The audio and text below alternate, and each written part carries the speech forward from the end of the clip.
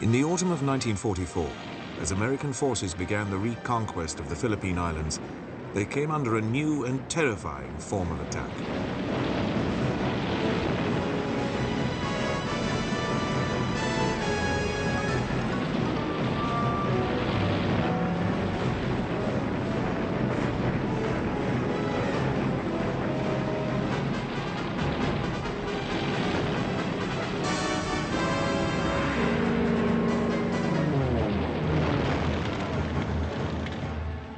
Japanese pilots had changed tactics and were determined to crash their aircraft onto an enemy ship so as to be sure of taking it with them. For the US crews, it was a shattering experience. We thought we had the war won. And then when they began the kamikaze attacks, it scared the living daylights out of everybody. I watched this plane come in. And it just kept on coming in. It was like slow motion almost, because he was firing his guns. I almost saw the projectiles hitting the deck. My body from my belt up was exposed above the flight deck, and the plane kept on coming in, and it didn't pull out. And I yelled, "Pull out, you bastard, pull out." I screamed it.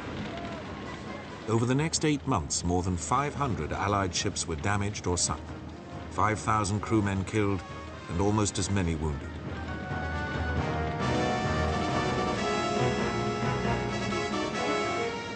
As the Americans got closer to Japan itself, the attacks grew fiercer. It was a foul taste of the carnage which might happen if the imperial home islands had to be invaded.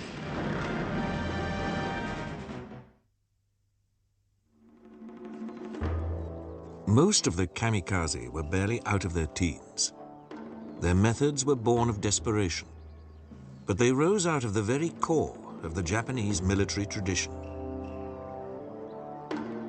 During the Middle Ages, a breed of warrior was born in Japan known as the samurai.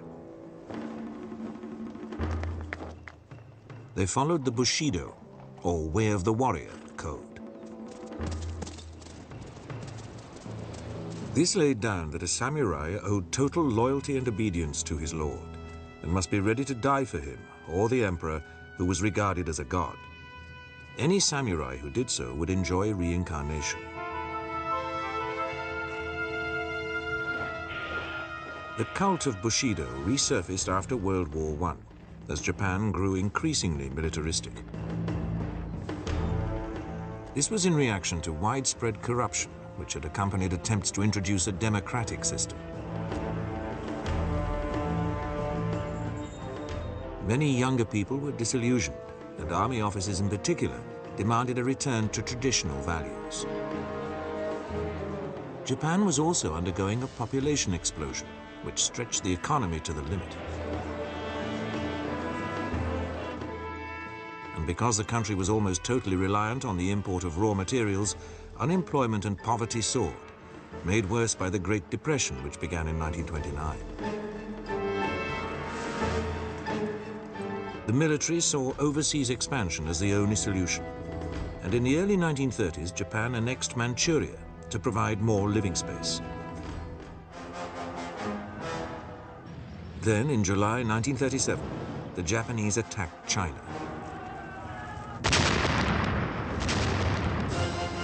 It was the beginning of a war that would last for 8 long years. The Japanese army soon began to show the worst aspects of Bushido: utter contempt for its enemies and total ruthlessness in conducting the war.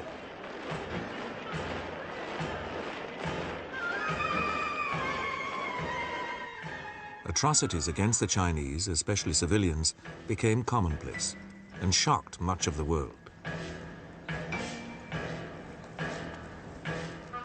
The military, however, ignored international protests, declaring that they were the servants of their emperor, Hirohito, whom they continued to regard as a god who could do no wrong.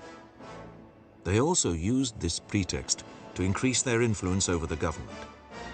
In July 1940, General Hideki Tojo became defense minister, enabling the military to gain almost total power. He influenced the government to adopt a hardline attitude to the Western democracies, who were bitterly opposed to what Japan was doing in China. In retaliation, President Roosevelt of the United States placed a limited embargo on the export of raw materials to Japan. Its government faced the choice of caving in to international demands or taking action to seize its own resources, particularly of oil and rubber, which abounded in Southeast Asia. The idea of a Japanese-controlled Greater East Asia co-prosperity sphere was born. This was intended to cover the Dutch East Indies, Malaya, Thailand, Burma, and the Philippines.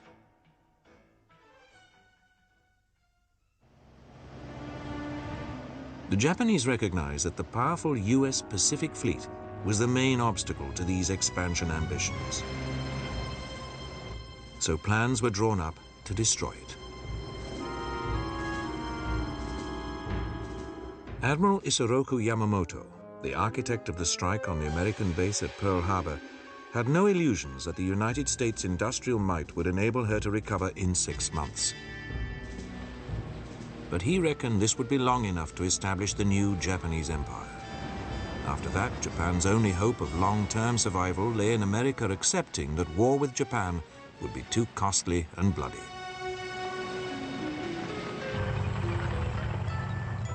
Yamamoto was right in his calculation that the Greater East Asia co-prosperity sphere could be established in 6 months. Between the initial attack on Pearl Harbor on the 7th of December 1941 and May 1942, the Japanese overran all their objectives.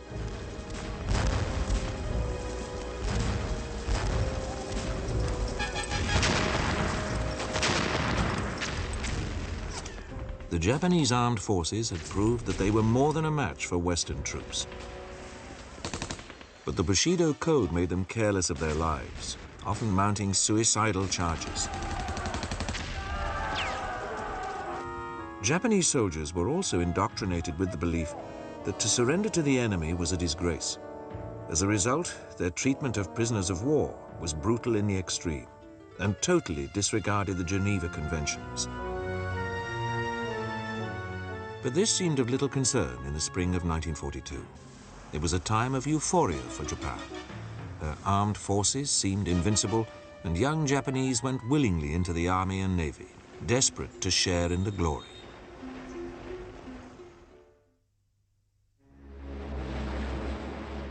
The tide of war turned swiftly against the Japanese. In June 1942, they attacked the Pacific island of Midway, 1,200 miles northwest of Pearl Harbor. But the Americans had broken their codes and already knew of the plan. The carriers of the US Pacific Fleet were ready to strike.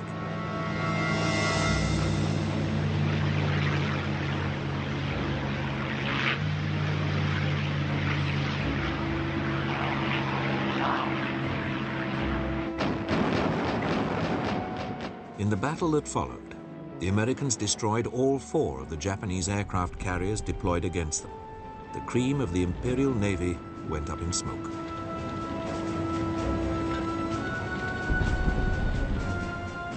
Two months later, the Americans began to strike back. Their forces landed on Guadalcanal in the Solomons. The Japanese did not oppose the initial landings, but they were not prepared to give up the island without a struggle, and it took 6 months of bitter fighting for the Americans to secure Guadalcanal. The Americans then advanced northwards through the Solomons, but on every island the Japanese resistance was increasingly bitter.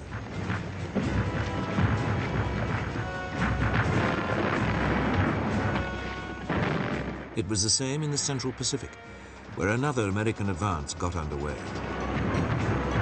I thought they were very cruel, they were sadistic, and they wanted to die for their emperor, and we had to go out there and help them die for the emperor. Time and again, the Japanese fought on until the bitter end, with only the badly wounded taken prisoner.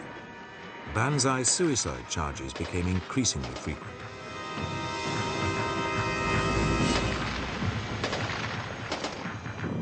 By July 1944, the US forces had reached the Marianas Islands, from which their massive B-29 bombers could attack mainland Japan.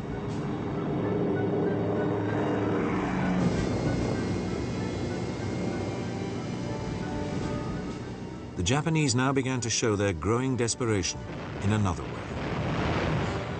それで、覚悟を決めて延べただいまから体当たりというふうな無線を打ちましてね。でそのままその防衛の編隊長、6機に9機の長機に、ぶつかったわけですね。The B-29s were brought crashing to the ground. The two Japanese pilots achieved their ambition of dying in defense of their homeland. Others soon followed their example. This determination to die in battle was about to be formalized as a new and terrible Japanese weapon.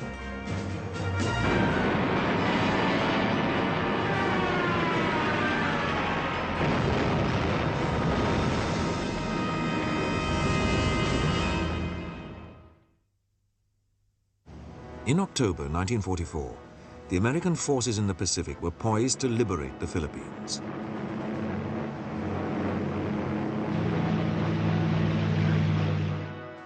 The islands represented the junction between Admiral Chester Nimitz's drive across the Central Pacific and that by General Douglas MacArthur up through the islands of the Southwest.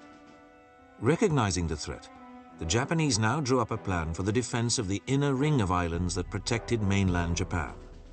These ran from the Kuriles in the north down to the Dutch East Indies. The plan was called Operation Show, or Victory, and called for large-scale attacks by sea and air on the landings as soon as they took place.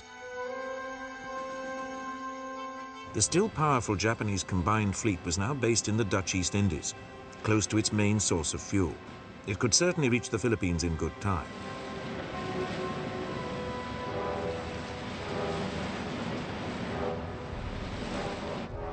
Admiral Takejino Onishi's first air fleet was ordered to mount the air component of Operation Show as soon as the Americans invaded the Philippines.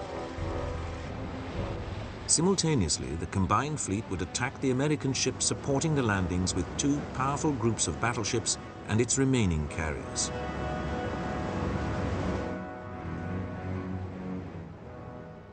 Japanese air power had suffered catastrophic losses since the beginning of 1944.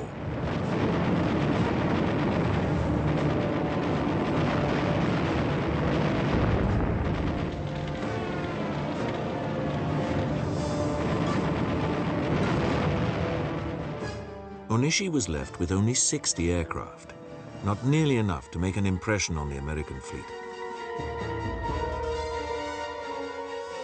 To get through the US defenses with maximum effect, he drew up a plan which would reflect the Bushido Code in its purest form. Onishi's inspiration was a fellow naval aviator, Admiral Masabumi Arima.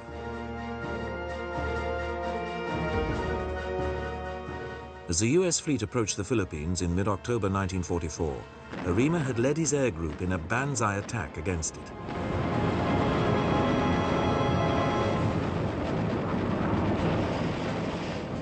He deliberately dived his plane on the carrier USS Franklin and severely damaged it.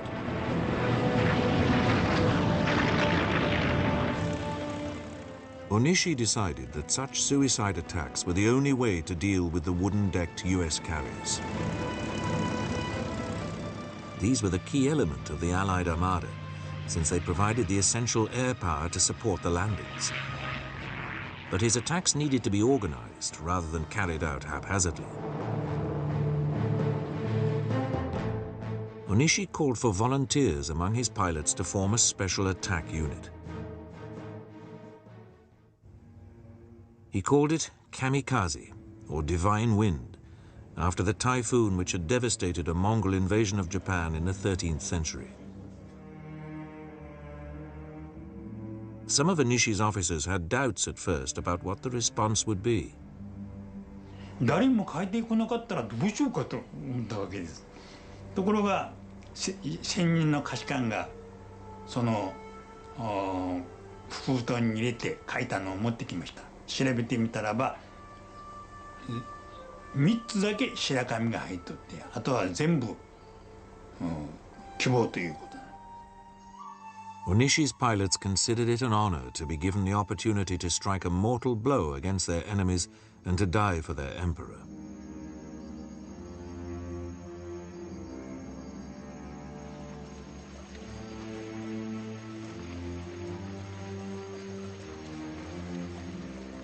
They were soon put to the test. On the 20th of October 1944, US forces landed on Leyte in the central Philippines. A beachhead was quickly secured.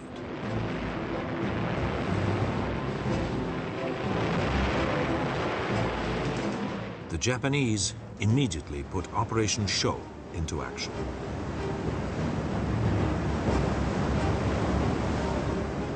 But American submarines spotted the combined fleet west of the Philippines. They engaged it with torpedoes.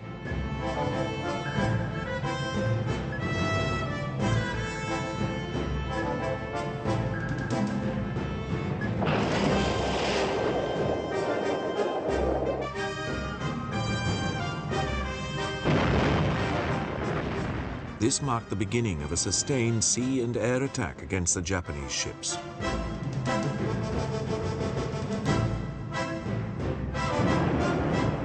Two carriers were sunk before they could reach the US landing site.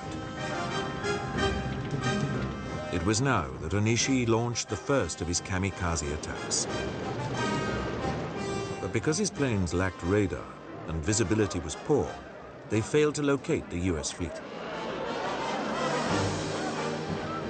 On the 25th of October, Onishi tried again. 5 Kamikaze Zero fighters with 4 escorts took off. They spotted the US escort carriers supporting the forces on shore, and the kamikazes immediately dived on them.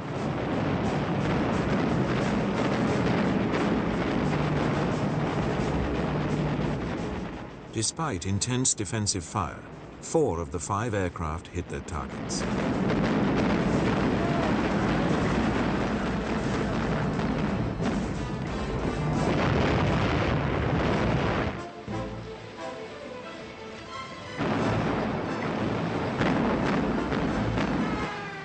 The escort carrier St. Lo was sunk, and 3 others badly damaged. An elated Onishi ordered another attack for the following day. This damaged 2 further carriers, but by this time the Japanese fleet was in full retreat.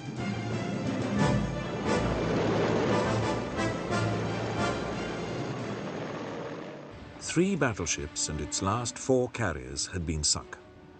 Kamikazes seemed the only weapon left in the Japanese armory which was capable of turning back the growing threat to the homeland.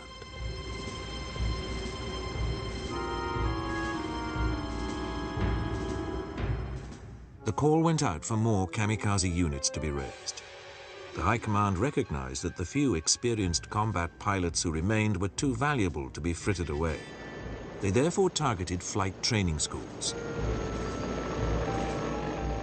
After all, they reasoned, the kamikaze pilot only had to fly his aircraft to the target. He did not need the additional air combat training.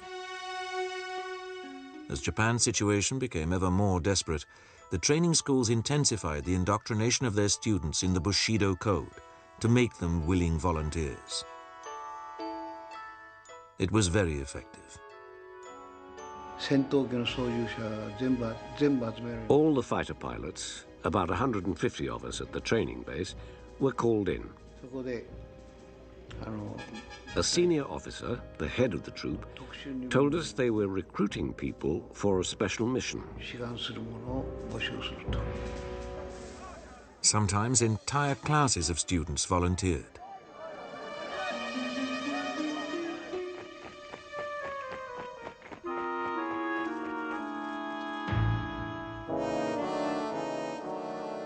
They were given basic instruction on how to attack Allied ships. Most of the volunteers were clear about their motivation. 特に動物というものは死というものは嫌うし、死を前にしたら逃げますね。ただ、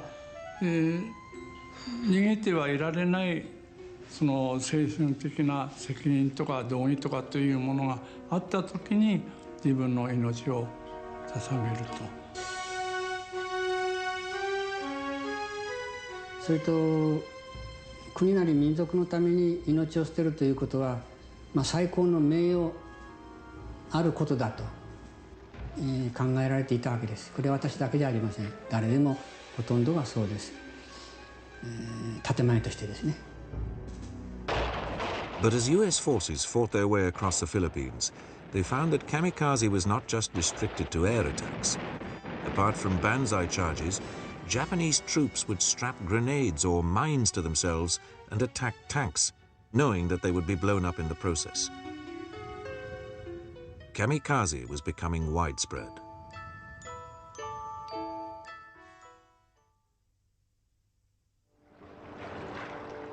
By the beginning of 1945, the Americans had secured the major islands of the Philippines.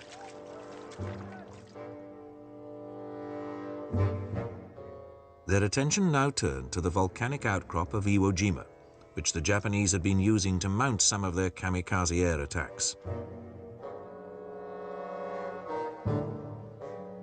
They also wanted to secure the island so that the B-29 bombers attacking Japan from the Marianas could be provided with escort fighters.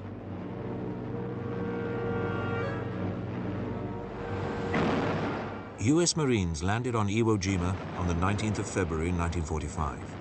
Their enemy was well entrenched in an extensive network of underground defenses.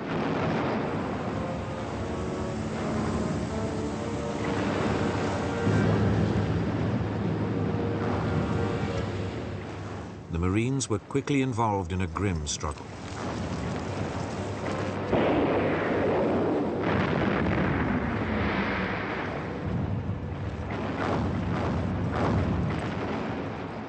The ships supporting the landing soon came under kamikaze attack.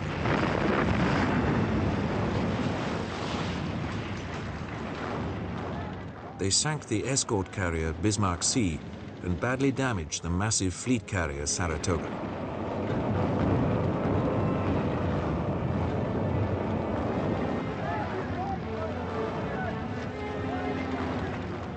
The anti-aircraft armament on the American ships had been strengthened since the previous autumn, and many more kamikaze planes were shot down before they could inflict damage.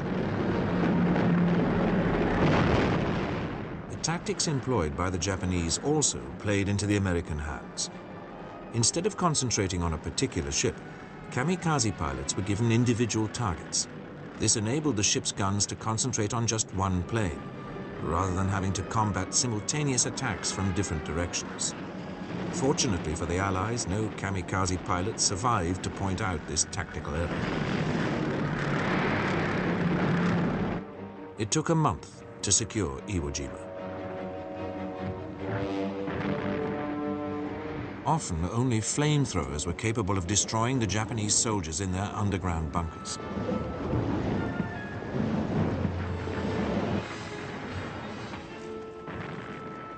The campaign to take Iwo Jima cost the Americans nearly 30,000 casualties. This included some 7,000 killed.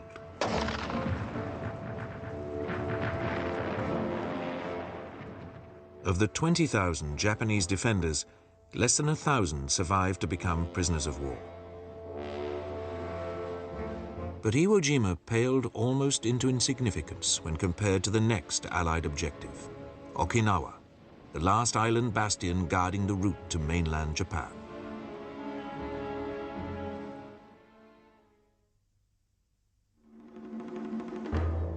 The Japanese knew that Okinawa was the last stepping stone barring the way to the home islands, and were determined to defend it to the last.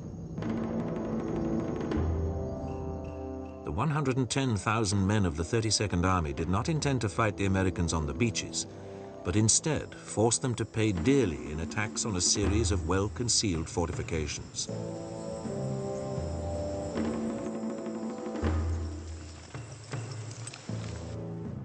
The Japanese had also widened their range of kamikaze weapons. One was the Oka, or cherry blossom, a purpose-built piloted bomb. This was rocket-powered and had a 2,650-pound warhead. The Oka was carried beneath a bomber and released close to its target.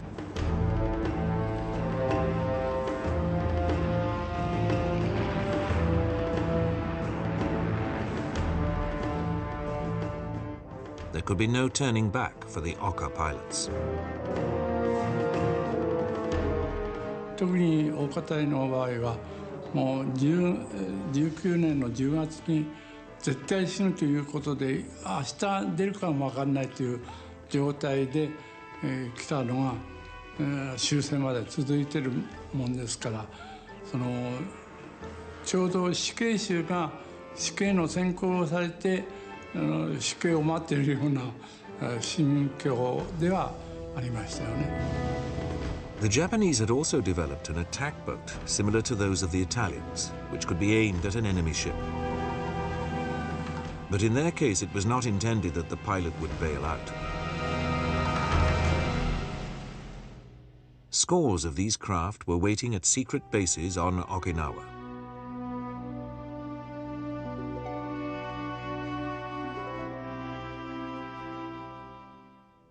More sophisticated was the Kaiten, or Heaven Shaker, which was a midget submarine based on the highly successful Lance torpedo, modified to incorporate a crew compartment and conning tower to enable it to be steered to its target.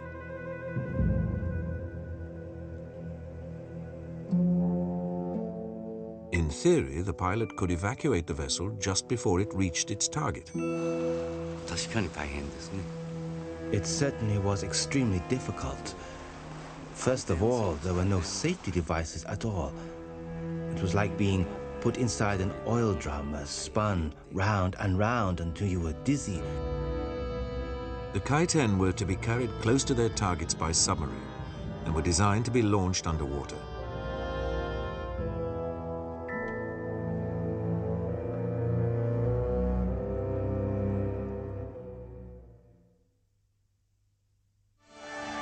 Kamikaze attacks against the Okinawa invasion fleet began in March 1945. On the 19th, Kamikazes made their first successful interception.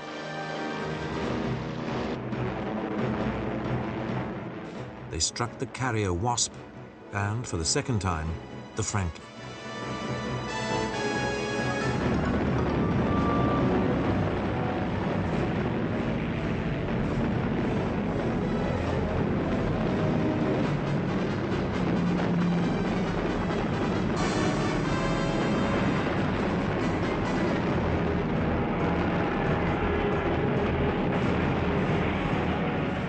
Both vessels were severely damaged, and 900 crewmen killed.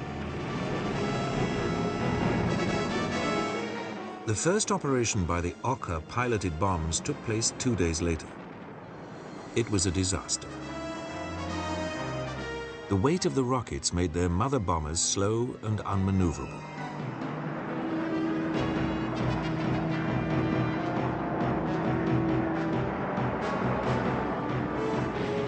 US fighters were able to intercept them and shoot all of them down.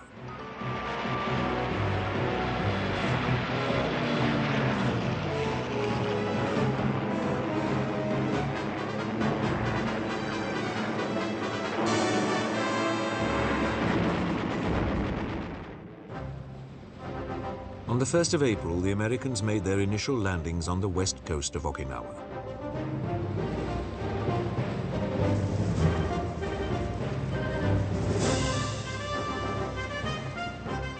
They were surprised to meet no opposition on the beaches and began to advance inland. 3 days after the landings, the Japanese launched a mass kamikaze raid of more than 350 planes against the shipping off the beaches. Intense US firepower turned it into a massacre, with only one carrier, Bellow Wood, slightly damaged.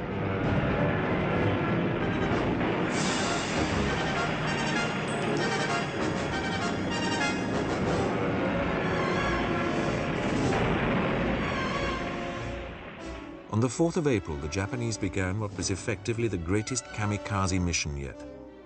The mighty battleship Yamato set off with only enough fuel for a one-way voyage to Okinawa, where she was to be beached to act as a gun battery. She never made it. US carrier planes sent her to the bottom. The explosive motorboats also met with little success. None got within range of an American ship, and several of their anchorages were overrun before they could be used.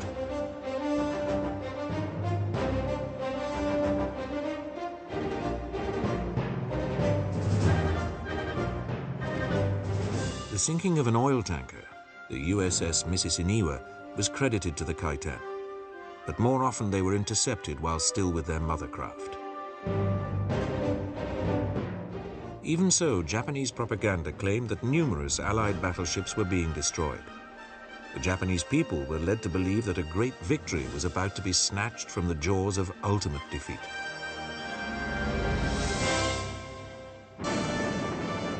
The kamikaze air attacks continued.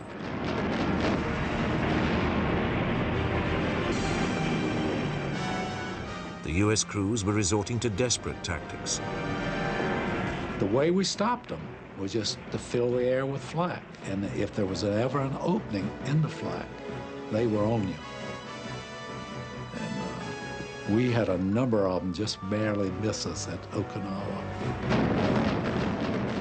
The attacks came in all round the clock. There was no respite.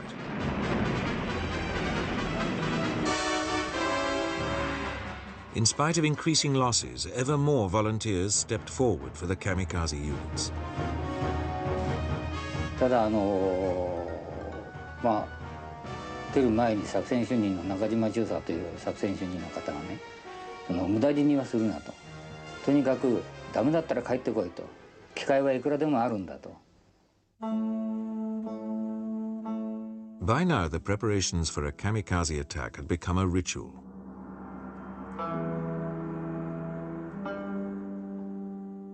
The members of an attack unit were usually told of their mission the previous night.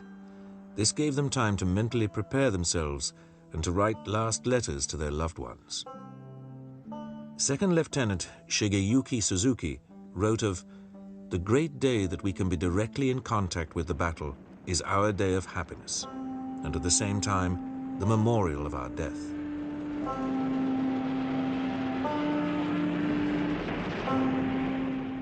Isao Matsuo said to his parents, "Please congratulate me. I have been given a splendid opportunity to die. This is my last day. The destiny of our homeland hinges on the decisive battle in the seas to the south, where I shall fall like a blossom from the radiant cherry tree." On the day of their last and fatal mission, the kamikaze pilots donned white scarves or headbands, the samurai symbol for revenge. They would then drink a farewell glass of sake rice wine with their comrades.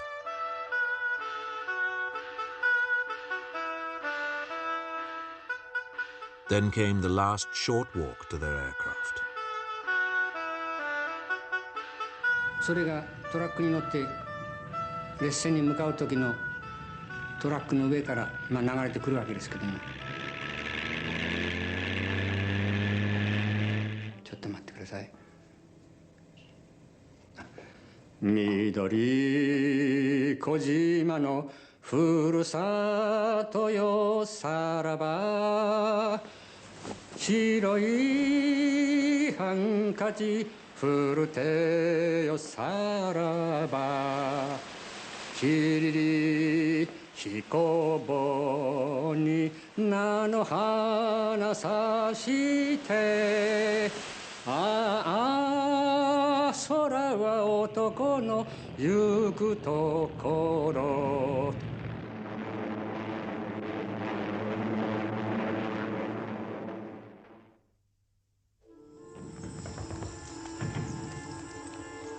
On Okinawa, the American forces fought a grim battle to break through the various fortified lines in the south.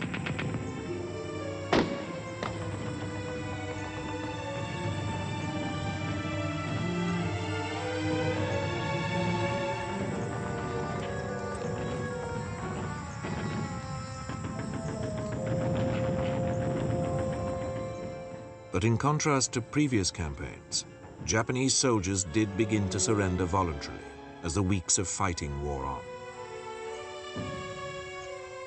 At least some of them had begun to realize that the war was lost, and the Bushido Code had no further relevance.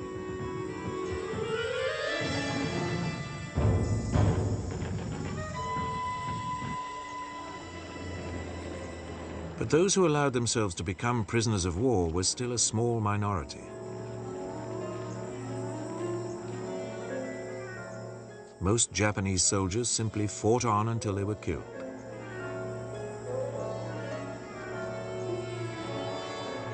Many of the civilians on Okinawa had been so indoctrinated by their country's propaganda that they were convinced that the Americans would show them no mercy. Some chose to jump off cliffs, even clutching their children, rather than be taken alive.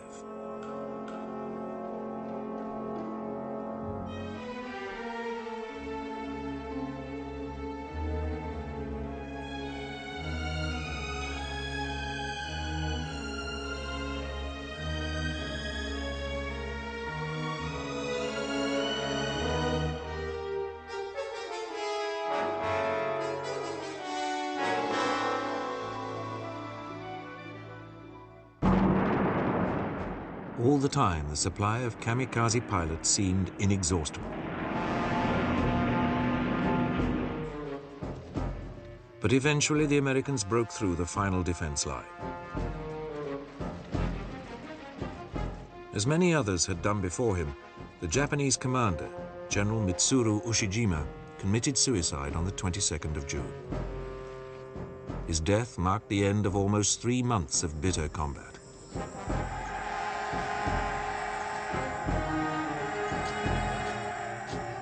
During the battle for Okinawa, 2,394 kamikaze pilots and their planes were lost. They sank 28 Allied ships and damaged a further 368. The Divine Wind sacrifice had not been enough to blunt the progress of the Allies, whose next objective was the Japanese home islands themselves. Given their experience on Okinawa, it appeared an awesome prospect.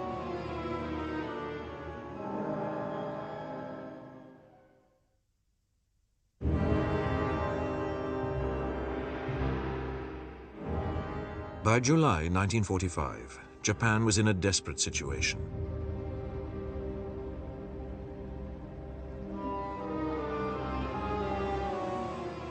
A highly successful American submarine campaign had throttled maritime communications. Few raw materials were now getting through.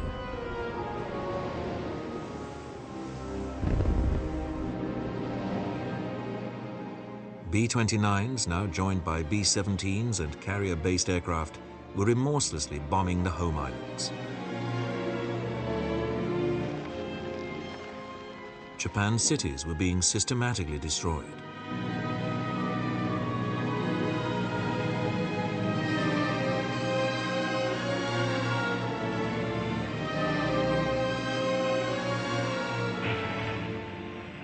Ultimate defeat appeared imminent.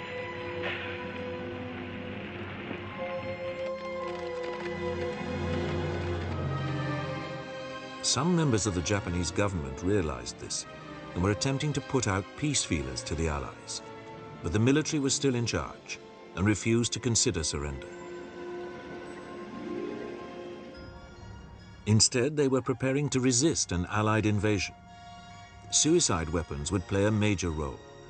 Ever more kamikaze pilots were being trained. Thousands of explosive motorboats were being prepared. More Kai-10 human torpedoes were being built.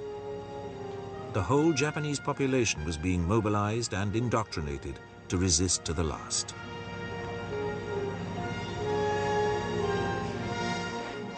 "28 million civilians had been enrolled in a new militia to fight alongside the 2.3 million troops and 4 million naval and army civilian employees. All of these preparations were being monitored by Allied intelligence.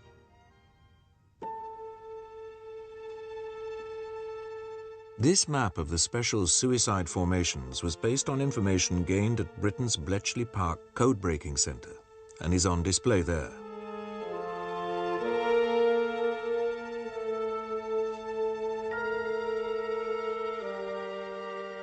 Some diehards amongst the military even suggested a mass suicide charge by the entire population, men, women, and children.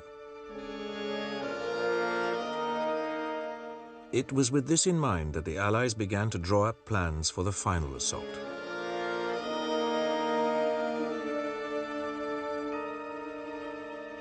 The initial attack was to be mounted on the 1st of November 1945 against Kyushu, the southernmost of the Japanese main islands. This would be followed by a second assault in Tokyo Bay in March 1946.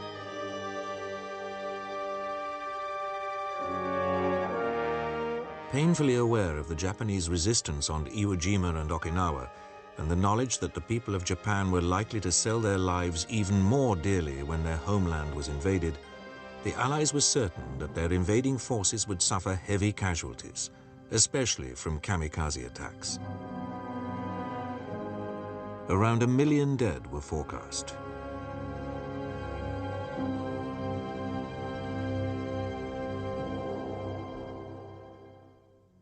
There was, however, an alternative, which could bring the war to a speedy end.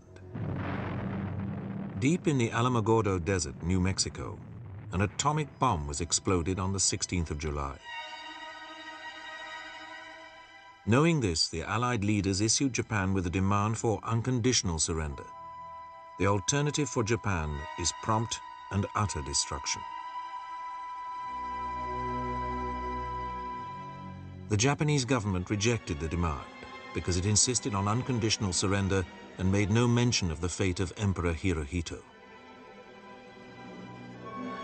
Faced with this, the Allies believed that they had no choice but to use the awesome destructive power of the atomic bomb.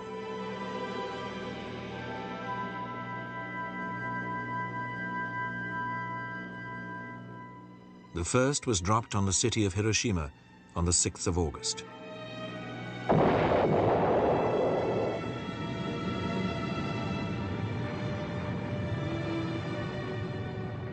When no positive Japanese response was received, a second was dropped on Nagasaki 3 days later.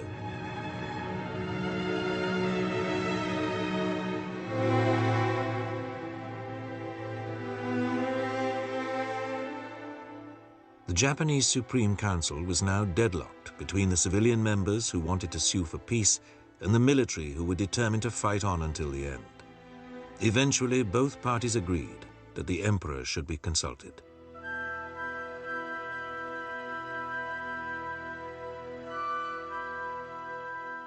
Hirohito realized that his people had suffered enough.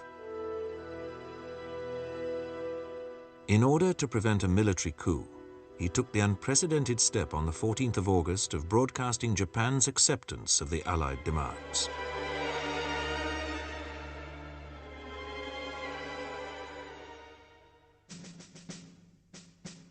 Two weeks later, the Japanese signed the instrument of surrender in a ceremony presided over by General Douglas MacArthur on board the battleship USS Missouri, anchored in Tokyo Bay.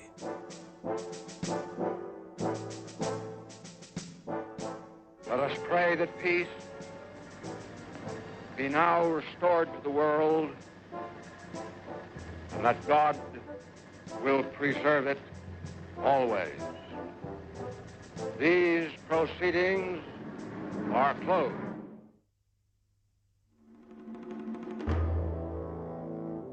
The dropping of the atomic bombs has been a matter of intense debate since 1945. A major reason for the action was the fear of unacceptable Allied casualties if Japan had to be invaded, and the knowledge that kamikazes would be a major cause of these.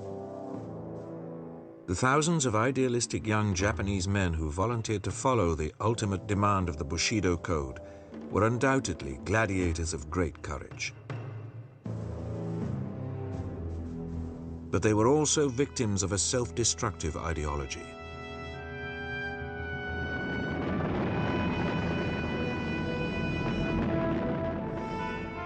Some have accused them of selfishness in wanting to prolong a war that Japan could not win, for the sake of securing their places in heaven.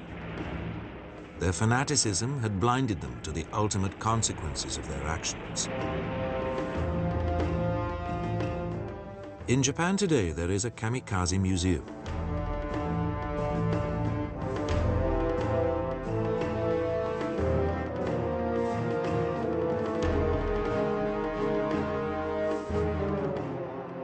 Today's young Japanese visit it to try to understand what drove their forebears to do what they did.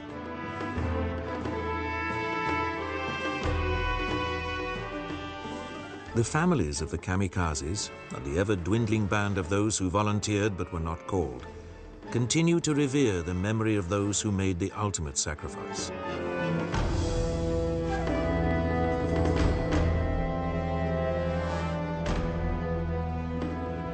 Many others view this episode in Japan's history as an aberration, one that is best forgotten.